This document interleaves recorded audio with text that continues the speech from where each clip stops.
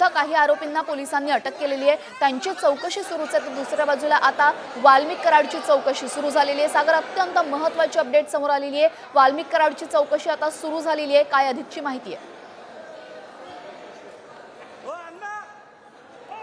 आपण जर बघितलं तर वाल्मिक कराडांची चौकशी आता आतमध्ये सुरू आहे आणि काही वेळापूर्वी म्हणजे 12 वाजता वाल्मिक कराड जे आहे ते पोलिसांना CID पोलिसांना शरण आलेले आहेत। आपण जर बघितलं तर पोलीस बंदोबस्त जो आहे तो या CID कार्यालयाच्या बाहेर तैनात करण्यात आलेला आपल्याला पाहायला मिळतो। मी दाखवू शकतो की काही कार्यकर्ते जे आहेत ते या ठिकाणी त्यांचे आलेले होते आणि आता पोलीस बंदोबस्ताच्या उपस्थितीमध्ये वाल्मिक कराड आहे यांचा जी तपासणी आहे किंवा त्यांच्याकडून जी माहिती आहे ती सध्या पोलीस CID पोलीस जे आहेत ते घेत आहेत।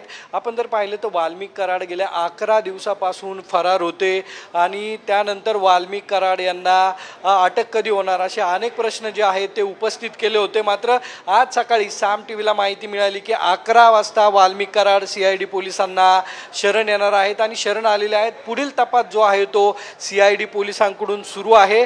आता यामध्ये वाल्मिक कराडांना CID अटक कधी करते हे पाहणं महत्त्वाचं ठरणार आहे, कारण की CID पोलिसांकडे जर काही महत्त्वाचे कागदपत्र असतील किंवा काही पुरावे हाती लागले असतील त्यानुसार त्यांची पूर्ण चौकशी होईल आणि या चौकशी अंती त्यांना अटक केली जाईल। मात्र ही आता अटक CID जी आहे ती कधी दाखवते हे पाहणं महत्त्वाचं ठरणार आहे। त्यामुळे काही कार्यकर्ते जे आहेत ते आलेले होते, वाल्मिक कराड हे निर्दोष आहेत, त्यांच्यावरती खोटे आरोप जे आहेत ते झालेले आहेत आणि ते यातून बाहेर पडतील असा विश्वास कार्यकर्त्यांनी व्यक्त केलेला होता। पोलिसांची अनेक पथकं वाल्मिक कराड यांना शोधत होती, मात्र आज स्वतःहून वाल्मिक कराड जे आहेत ते CID पोलिसांना शरण आलेत। जी जी जी सागर, या संपूर्ण घटनेवर आपलं असंच लक्ष असू द्यात, आपण असेच जोडलेले राहा। वाल्मिक कराड पोलिसांना शरण आल्याची ही दृश्य आपण बघतोय। वाल्मिक कराड आज पुण्यामध्ये CID ऑफिस समोर जाऊन शरणागती त्याने पत्करलेली आहे आणि आता वाल्मिक कराडची चौकशी सुरू झालेली आहे। आता CID कडे काही महत्त्वाचे धागेदोरे आहेत का, काही पुरावे आहेत का की ज्यानुसार वाल्मिक कराड याला अटक केली जाऊ शकते हे पाहणंही महत्त्वाचं ठरणार आहे। आता सध्या महासंचालकांकडनं पोलीस चौकशी तर सुरू झालेली आहे, आता या चौकशीमध्ये कोणती प्रश्न उत्तरं होतात आणि त्यानंतर नक्की काय सत्य समोर येतं हे पाहणं महत्त्वाचं ठरणार आहे। तर वाल्मिक कराडने शरणागती पत्करल्यानंतर संतोष देशमुख हे ज्या गावचे सरपंच होते त्या तिथल्या ग्रामस्थांनी नक्की काय प्रतिक्रिया दिलेली आहे ते सुद्धा आपण एकदा पाहूया।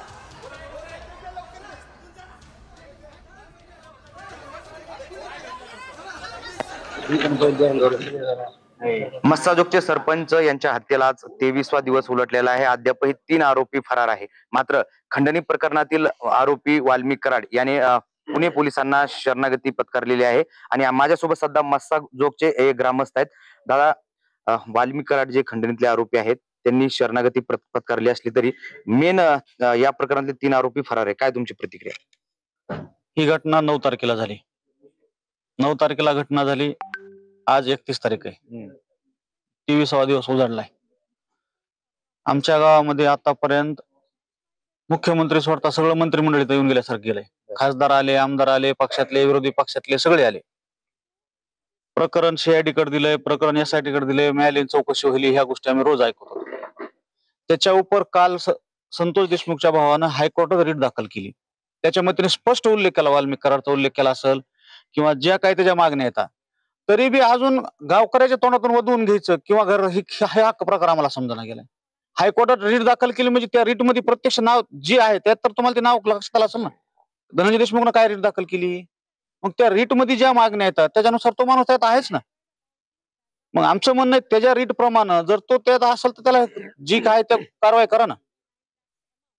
वाल्मिक कराड अटक झाले, मग हे वाल्मिक कराड सारखा माणूस अटक होतो ज्याला आपण सगळेजण मास्टर माइंड म्हणतात, मग हे 3 का अटक होत नाही? म्हणजे ही दर 10 दिवसाला दर 5 दिवसाला प्लॅनिंग केल्यासारखं एकेकाला अटक करायचं, एकेकाला अटक करायचं, कुणाला सरेंडर करायला लावायचं, कुणाला काय करायला लावायचं, म्हणजे ठरवून गेम करायला शासन आमच्या संकट। कारण शासनाला ही आम्हाला होणारा त्रास किती जास्त दिवस त्रास देता येईल हे शासन आम्हाला बघायला। त्याच्यामुळे आमची एकच मागणी की उद्याच्याला 10 वाजेपर्यंत जर राहिलेले आरोपी अटक नाही झाले, आम्ही गावकऱ्यामार्फत तहसीलदार साहेबांना निवेदन दिलंय। आम्ही गावातील सर्व ग्रामस्थ आम्ही आमच्या इथं मस्साजोगला इथून 1 किलोमीटर तलाव आहे, तिथे जाऊन आम्ही सामूहिक जलसमाधी करणार आहेत। त्याशिवाय शासनाला जाग येणार नाही। कारण आम्ही शासनाचा आतापर्यंत आदर केलाय.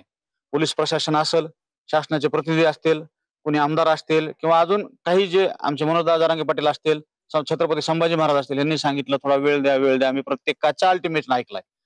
शेवट आम्ही माणसं आहेत, आमची बी सहनशीलता संपली ना आता आम्हाला कोणाचा अल्टिमेट नको आणि आता आम्ही कोणाचं ऐकणार नाही. आता एकच पर्याय, एक तर आरोपीला 10 वर्ष अटक करा, नाहीतर आम्ही 100-200 लोक तिथं मसूद जाणार आहेत. आमच्या 100-200 माणसाला मध्ये तळ्यात ढकलून देऊन विषय संपून टाका. पुन्हा कोणी ओरडणार नाही शासनाला आमचे माणसं अटक करा किंवा आम्हाला न्याय द्या म्हणून. खरं तर वाल्मिक कराड यांना आज शरणागती जरी पत्करली असली तरी 3 आरोपी फरार आहेत. उद्या तुम्ही आंदोलनाचा इशारा दिलेला आहे, काय सांगा? समाधान नाही.